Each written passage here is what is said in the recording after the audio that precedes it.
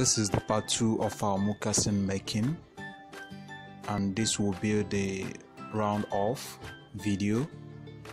This video is to give you an insight, an idea on how to make moccasin. Moccasin is an Asian shoe. Almost every process has to be done by hand, and not until sophisticated machines like post bed and cylinder arm machines were invented. So in this video we are going to specifically do everything by hand.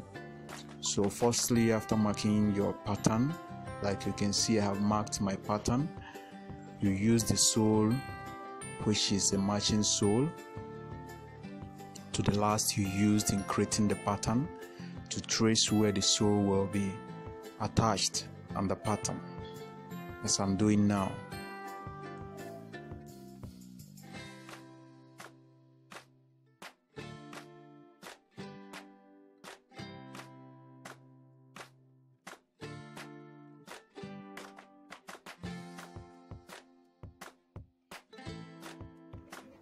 After doing that, you apply your gum.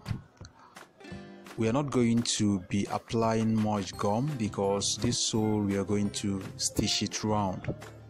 It already has a groove which is provided by the manufacturer of the sole, so we are going to stitch it round. So for that reason we are not going to apply much gum. Rather, the gum we're going to apply is to hold it firm on the pattern so that we'll be able to sew it round, and in order also not to spill the gum on the surface that will be reviewed after the whole coupling, the whole process. So we have to be careful.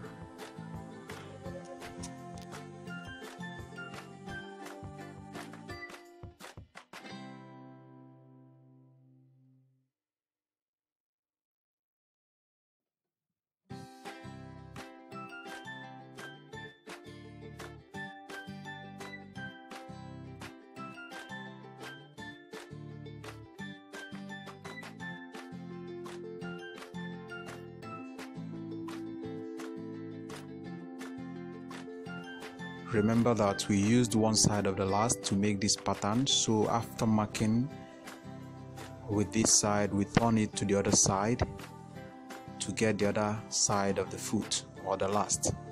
So you know that's how pattern works in shoemaking. When you turn it around, it becomes the other side depending on the side you used in making that pattern, so take note of that. After attaching your sole with the gum, then you cut the pattern into shape.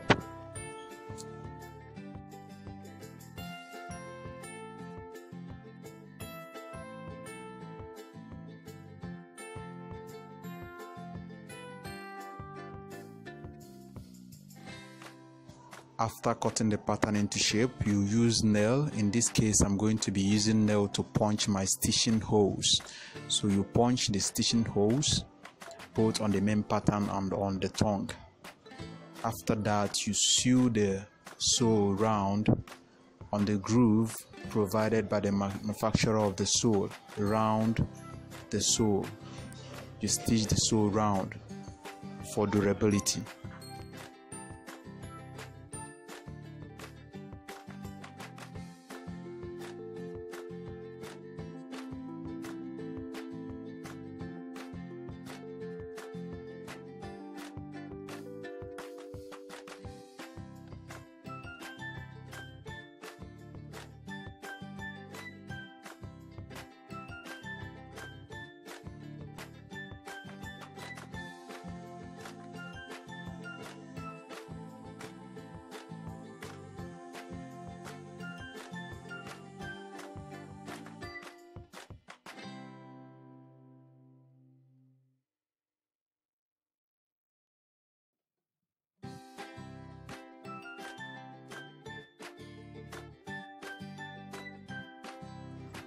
After stitching the sole round, you can see that has been done.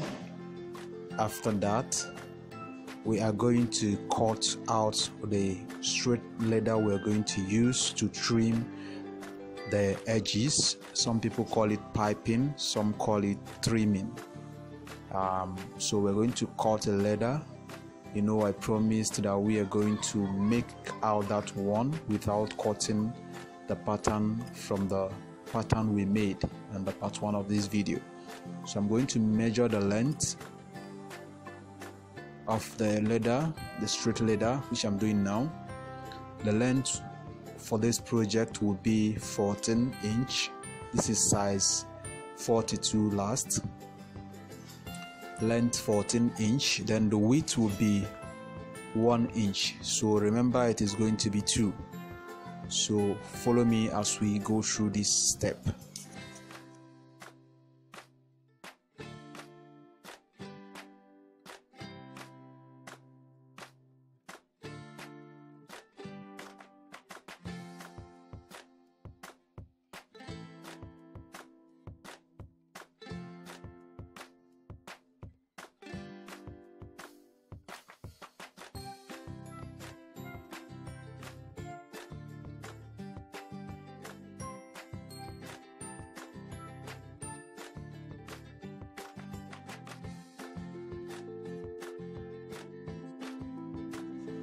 You can use your hand or your sewing machine to sew the center that's here. You can use your machine or use hand stitching before sewing the sew round, and then you gum the back tongue. After stitching the center, you gum the back tongue, and then you stitch your piping leather. You're going to count 3 stitching holes before you place the piping. You sew it this way, and then after that you turn it around. So you can see, like we measured in our pattern, from here to here is 1.5 inch, to here 1/2 inch, 1.5 inch. So that is that. Then you attach your eyelet and pass the stripe that's supposed to be there. So that is on that. And then you apply your gum and turn around. This process was supposed to come before the sewing of the tongue, but because of the stress in making this video and working at the same time, I skipped it. So I'm just showing you this to have an idea on how to fix your eyelet. So you are going to do this before you sew the tongue, before you stitch the tongue. After repeating your eyelet, you can see the normal process. Then you apply your gum. You have to be very careful in order not to spill the gum on the surface that will be reviewed after the whole work. You apply the gum round the stripe for the piping or trimming, and after that you turn it around. So you can see the style I'm using for the back stitching of the tongue, a zigzag stitch. You can use any form of stitching style because it is going to be hand stitched, except you have a post bed machine. So after the stitching of the back tongue, then we're going to the front tongue to hand stitch it also. I'm going to be doing a separate tutorial to give you detailed process on how to do this hand stitching, but watch this one and get an idea on how to do it.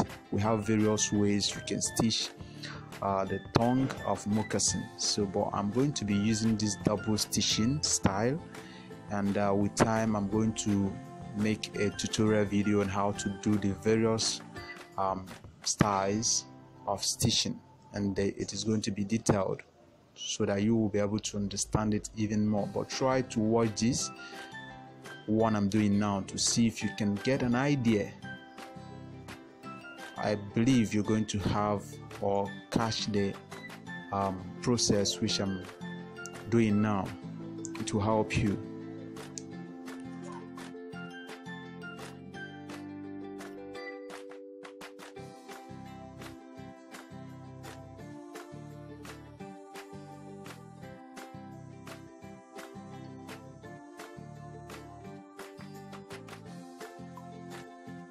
It is very simple. You pick the outside hole of the tongue, pick the hole of the main pattern, and then bring it out from the other side of the tongue, and then you pass your thread and draw the whole thing. That's the process.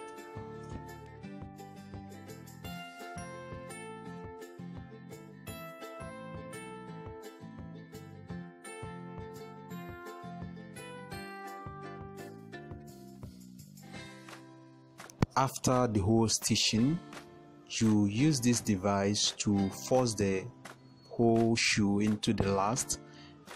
You see, you use this to force the shoe into the last to get the shape of the shoe. You can see we are done with the stitching and everything. Then you use your hammer to make some adjustment where necessary, and everything is ready.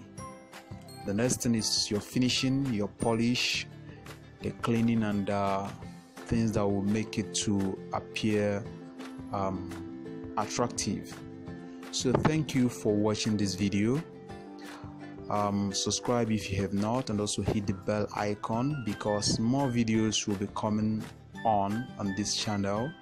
We are doing our best to make sure that we help ourselves grow in our craft work. So thank you. We are going to even learn more about moccasin and other shoes.